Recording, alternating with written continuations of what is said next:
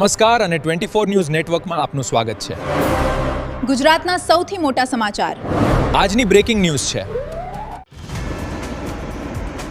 અરવલ્લી જિલ્લાના મોડાસા શહેરમાં Malpur road state highway ઉપર આવેલ સહયોગ પેટ્રોલ પંપ નજીક છેલ્લા 3 દિવસથી સ્ટ્રીટ લાઇટો બંધ હાલતમાં જોવા મળી રહી છે.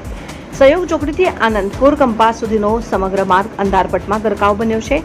આ માર્ગ પર 8 થી 10 જેટલી રહેણાંક સોસાયટીઓ આવેલી હોવા છતાં જવાબદાર તંત્રની ઘોર બેદરકારી સામે આવી રહી છે. રાત્રિના સમયે ભારે વાહન વ્યવહાર ધરાવતા સ્ટેટ હાઈવે ઉપર અંધારાના કારણે અકસ્માત, ચોરી અને જાનહાનિ જેવી ગંભીર ઘટનાઓ સર્જાય તેવી ભીતિ સ્થાનિકોમાં ફેલાઈ રહી છે. સ્થાનિક લોકોમાં ભારે રોષ જોવા મળી રહ્યો છે. લોકોનું કહેવું છે કે લાખો રૂપિયાના ખર્ચે ઊભા કરાયેલા વીજ થાંભલા માત્ર શોભાના ગાંઠિયા બની ગયા હોય તેવું લાગી રહ્યું છે.